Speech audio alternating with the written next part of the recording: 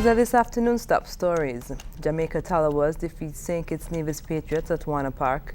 Crime on the rise in the Bahamas, and Greece defaults to IMF. Good afternoon and welcome to ZIZ Mid newscast. Today is Wednesday, 4th July 2015. I'm Carla Berridge. In national news, sometime after 9 p.m. on Tuesday, the police responded to a shooting incident in the Dorset area. When the police got there, they realized that 54-year-old Michael Glasswood, they left there. Known entrepreneur or business person in the Federation who operates taxi and guided tours was fatally wounded. It is understood that he was attacked by an unknown assailant or assailants, and he succumbed to his injuries at the scene.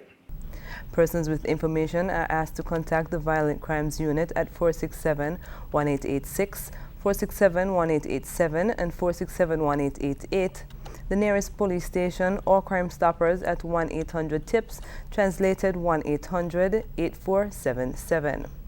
We want to send our condolences to family members and friends and to his fellow business persons in the Federation, and we'd like to encourage persons to assist the police in this fight against crime and violence in our Federation.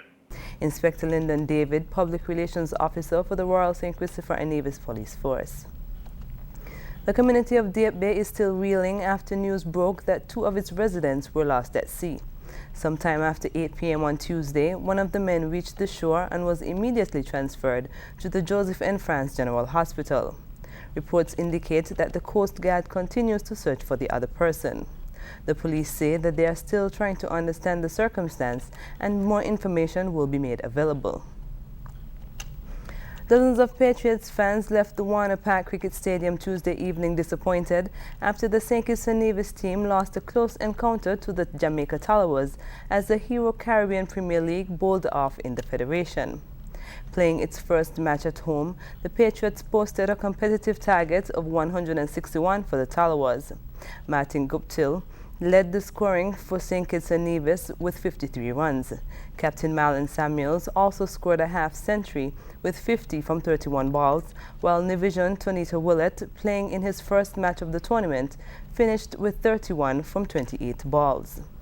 Led by Captain Chris Gale, with an unbeaten 72 runs, Jamaica reached its target with just 5 balls to spare.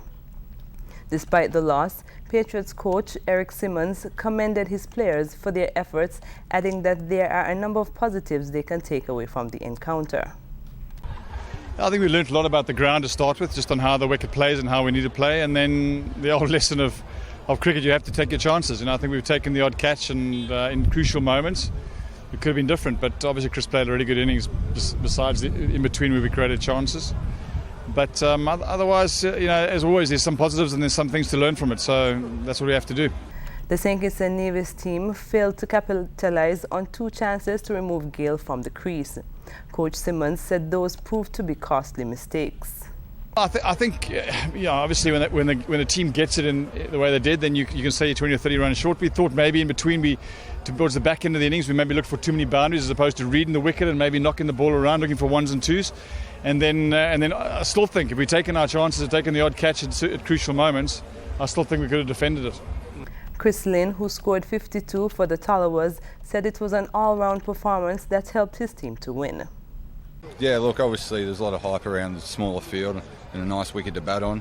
I thought we bowled really well during that middle period. We didn't start too well, but we fought back nicely, and then they had a bit of a partnership, but that's the way it goes. And from our batting point of view, obviously I was just looking to attack early, try and use that power play, and it worked tonight. Sometimes it doesn't, but fortunate for myself, it worked. The Hero Caribbean Premier League continues on Wednesday with the St. Lucia Zooks facing off against the Barbados Tridents at Warner Park. Meanwhile, Coach Simmons was in high praise of Nivision cricketer Tonita Willett after his performance in Tuesday night's game against the Jamaica Talawas. Willett scored an impressive 31 runs from 28 balls to help the Patriots off to a good start. Yeah, I think he showed some good promise. You know, he played some good shots. We've obviously seen him in the nets, and we've seen him in the warm-up game, so we know what he's about and what he can do. And we just wanted some power up front. We wanted just to use someone to accelerate, and we tried him that position. And when he played really good innings, obviously he couldn't kick on, but that's the way of the nature of the game. But obviously he's got a lot of ability. The coach said he is also pleased with the level of support the team received from the cricket fans here in St. Kitts and Nevis. It was really good. I mean, obviously people enjoyed it, and you know, obviously they wanted to go away with a win. But they saw a good spectacle, I think, and I'm hopefully it's a good ad before the team's about. You know, we've played 3, and I think we've done reasonably well in all of them. But hopefully going to produce a better game next time. But I think the atmosphere was still really good. The Patriots' next test will be against the winless Guyana Amazon Warriors on Friday. A look at news on the regional scene. In the Bahamas, the murder count jumped another notch to 74 just after a male was gunned down in Wilson Track, Andros Avenue on Tuesday evening. A heavy police presence filled the inner city community as they worked to piece together the events that led to a 31-year-old man being gunned down. Head of the Central Detective Unit, Chief Superintendent Paul Moss, said police received reports of gunshots in the area around 11:30 a.m. on Tuesday and met a man wounded when they got there. Our preliminary information is that this young man was walking through a track road along with another male when it appears as though there was some exchange of words between both of them when the young man that was along with him produced a handgun and began discharging shots into his direction. Now, the local police are appealing to anyone with information to come forward. St. Lucian Conservative Church leaders are speaking out against the United States' Supreme Court's landmark ruling which legalizes same-sex marriage across America. They are seeking public assistance to ensure same-sex marriage does not become a reality in the region. The head of the Pentecostal Assemblies of the West Indies, St. Lucia District, is hoping to get 20,000 signatures as part of an online petition to submit to CARICOM heads at their meeting on July 2nd in Barbados. Members of the lesbian, gay, bisexual, transgender, and intersexes community and same-sex union supporters continue to celebrate the U.S. Supreme Court ruling to legalize same-sex marriage across America. Bishop Thomas Erste heads the St. Lucia district of the Pentecostal Assemblies of the West Indies and is pastor of the Victory Pentecostal Church. He says CARICOM citizens need to send a strong message that marriage and family must not be redefined. Now you would say, well, our government people in CARICOM will not do that. They will not do that. Because they know that the people, the masses in their country is against that. But I tell you, they are under pressure by these big wolves. They're under pressure. And so we have to stand and pray for them. That they would stand like I heard a minister from one of the African states, a prime minister. He said he prefers people to eat grass. He said if England want to keep their money, if America want to keep their money, let them keep their money, they will eat grass. But they will not pass that law.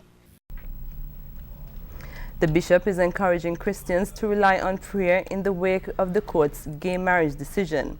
He, however, says that this must be accompanied by decisive action and individuals can express their hope that gay marriage will not become a reality in the Caribbean by signing the online petition.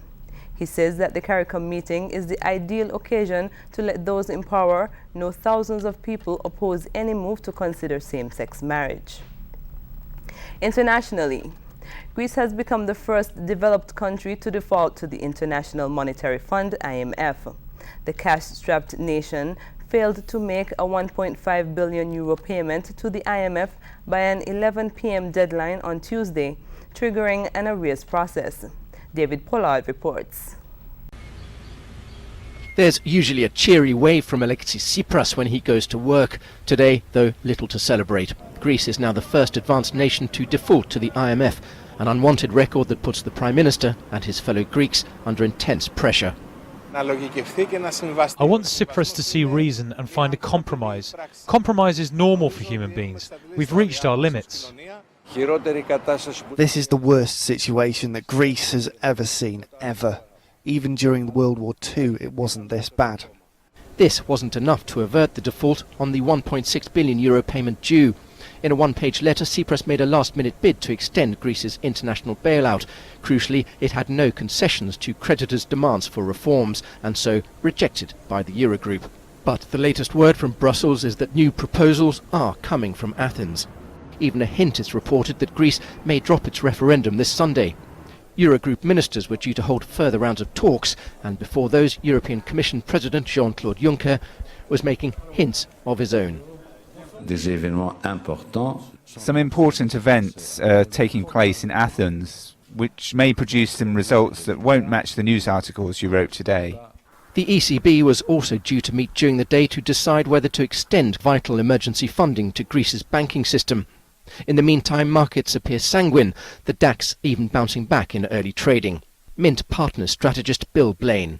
Markets are actually reacting very well to the threat. They're getting on. We have a risk-on mood again today. We are seeing people going back into especially stock markets. However, that mood could very quickly turn around if something more dramatic were to happen. If it goes ahead, a majority will vote no to a deal with creditors in Sunday's referendum, according to latest opinion polls. But the yeses are narrowing the gap, thousands braving pouring rain to turn out in Athens on Tuesday evening, most hoping that even stormier times might not lie ahead. Tunisian authorities have promised to crack down on organizations accused of promoting extremism in the wake of the attack on a beach resort in Sousse. Tunisia, which has been battling armed groups for the last few years, faces calls to tackle the rising violence. Tunisia's ZIZ Mid is in the spotlight. The party is one of the organizations the government accuses of promoting violence and sedition. The party's leaders say the government is exploiting the attack on tourists in Sousse to stifle dissent and sideline conservatives. The president should take on those who killed tourists. Instead, he's targeting religious leaders and parties, exactly the same way his predecessor repressed his opponents. This is a gathering of Hizb Tahrir, which was banned for decades. The party is an offshoot of a pan-Islamic movement that calls for the re-establishment of the caliphate or the rule of the Islamic law. It rejects democracy as a Western invention and says capitalism is a threat to Islam.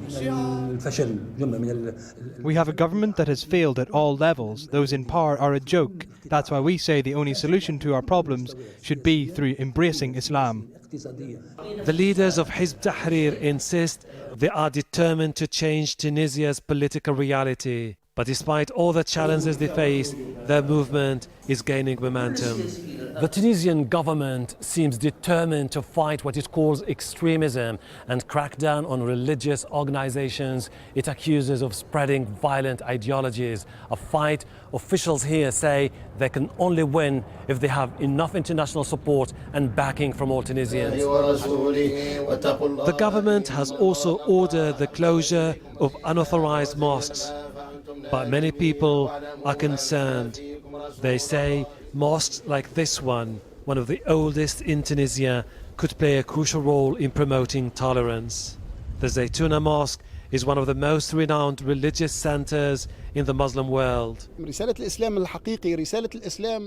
has been one of the greatest places promoting the true message of Islam. Islam that calls for peace and unity. Thousands of young Tunisians have joined Al-Qaeda and ISIL in Iraq, Syria and Libya. And there are hundreds more fighting against the government here. These are delicate times for a country that launched the Arab Spring 4 years ago. Hashim Al-Barra, Al Jazeera, Tunis. In the weather, today will be sunny to partly sunny and hazy with a 10% chance of showers. Tonight is expected to be partly cloudy and hazy with a 20% chance of showers. Winds today are moderate at 15 to 23 miles per hour. Temperatures are expected to reach a high of 81 degrees Fahrenheit. Seas are moderate at 2.1 meters or 7 feet. Sunset for today will be at 6:49 p.m. and sunrise for tomorrow will be at 5:40 a.m. That brings us to the end of the ZIZ Midday Newscast. Join us this evening for these stories and more in detail. Thank you for joining us. I'm Carla Berridge.